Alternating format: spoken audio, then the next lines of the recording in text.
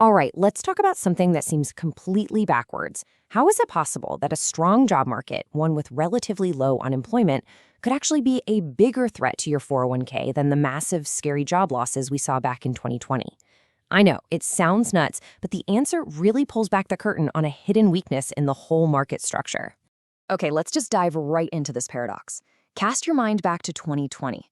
Unemployment skyrocketed to a staggering 15%, a level we hadn't seen in generations. And what did the stock market do? It went on an absolute tear.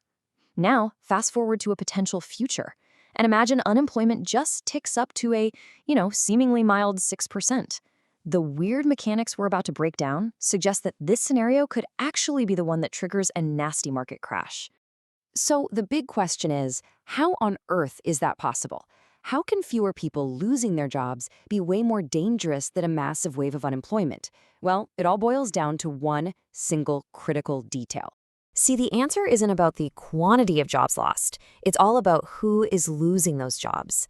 To get this, we really have to meet the market's true VIPs, a group we can call the contributor class. Think about it this way. The financial impact of every job lost is not created equal, not even close.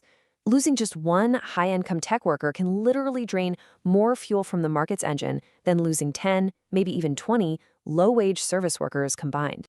And this right here, this is a huge piece of the puzzle for why 2020 didn't tank the market. The layoffs were brutal, but they were concentrated in places like restaurants and hospitality, where a lot of workers, unfortunately, just don't have 401k plans. So from the stock market's point of view, their contribution to investment cash flow was basically zero. But on the flip side, you have a high-income professional, maybe a software engineer. They can be pumping up to $23,000 a year every year into their 401k. The moment they lose their job, the market loses that significant, consistent fire hose of new money. It just stops. So let's make it official. This contributor class is made up of these steady, middle to high income earners.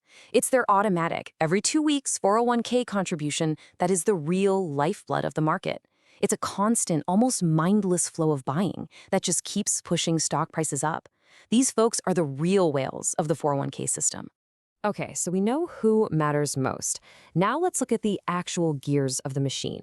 How does this steady flow of cash, this mindless buying, not only come to a halt, but actually start flowing in the opposite direction?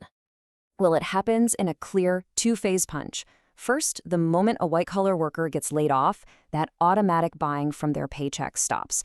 Instantly, the inflow spigot is just turned off. Then, phase 2 kicks in, usually about 3 to 6 months later. Once the severance package runs out, that's when you see hardship withdrawals spike. These same people now have to start pulling money out of the market to live on. The flow has officially reversed. So is there a specific number, a line in the sand we should be watching? Well, history suggests there is. It seems like the danger zone really starts when the white-collar unemployment rate creeps above 4.5%.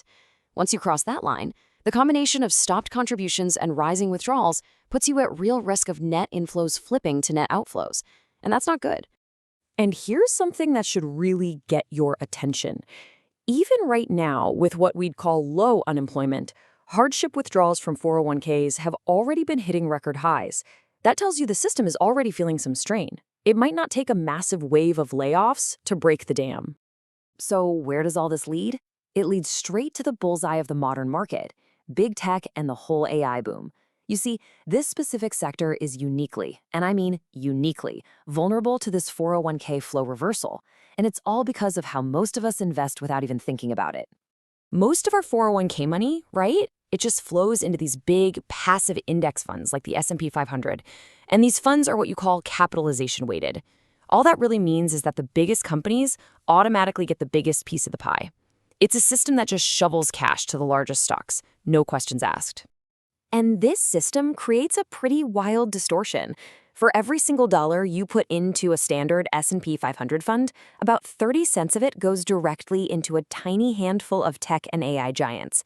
The other 70 cents, that gets split up between the other 490-something companies. Now, this is so important to understand. This automatic, passive buying has been a huge tailwind, massively inflating the valuations of big tech on the way up. But it's a double-edged sword. Because when those 401k flows go into reverse, that exact same automatic system will force the selling of those exact same stocks on the way down. And that can lead to a scenario that some are calling the Great Reversal, which is basically a self-reinforcing downward spiral, a doom loop of passive selling. So here's how that could play out.